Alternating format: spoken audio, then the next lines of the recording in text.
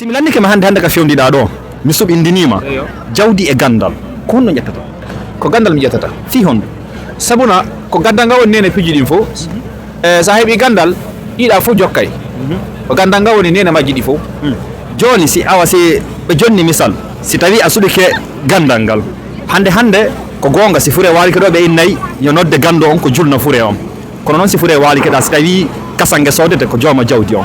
ɗin ɗon noon ɗiɗi noon ko honno ɗi wawata sendidirede ɗo? kono ɗi wawata sendidirede ɗon si tawi hawri ayni an a suɓike gandal ngal joni a heeɓi gandal ngal jawdi ndin ala nam si tawi hawri woni miɗo mari gandal mi ala jawdi e on hella ɗon ko goɗɗo ko mari konko wawata hutorde haade ko gandal ngal mi hutorta si tawi hawri no wodi waɗowo fiwal ettowo jawdi mum ndin walli to fino fure on sourire awara on tino wawi wadde min haɗa komi watta kon komi mari komi jonnata gandal ngal wona duwanagol fure o wona juulugol fure o min haɗa ko ɗon wata wadde e yewtugol kadi ko honno fure o wattinirte wona gaɓuron konno asirte ko nande sigadi ɗon piiji ɓayɗi noon fof ko gandal ngal watta. ka fewdiɗa ɗo jawdi e gandal ko ɗum ƴettata? to ƴetta gandal ngal fi honno sa heeɓi gandal ngal a wawi ɓude jawdi e nder mum mo heeɓi jawdi no wawata ɓude gandal na heeɓi fof jawdi ma goo wawatama jonnodema ton gandalji kono sa heeɓi gandal ngal tigui tigui a heeɓa needi e mum no wawi opporde ma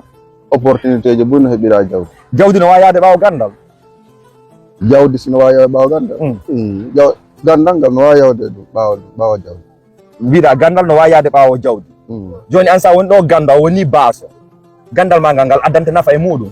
ngal woni baaso kon ka ko ɗum ngal addanama nafa e mum haray ko honɗo e nafa ngal wawma addante ngal addante relaxion ji tawata ɗum ɗo wallitoto ma heeɓa jawdi tam jiniɗa awa elala haray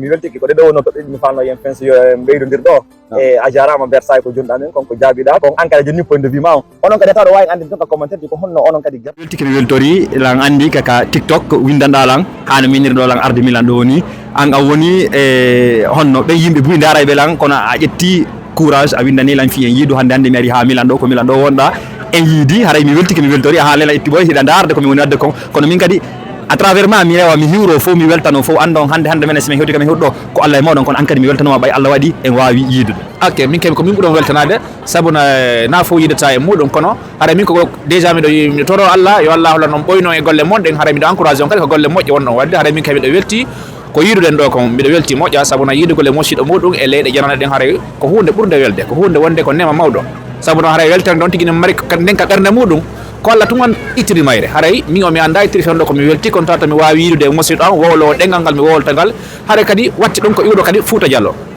Bisimilla haray a weltanama a jarnama nomi haaliri noon haray min salmini on min hewtina ka moɗon fi tintudugol e moɗon nde jamɓe kise woni e pular towna fi pulako ɓanta fi leñol fulɓe en e sayi si Allah jaɓi.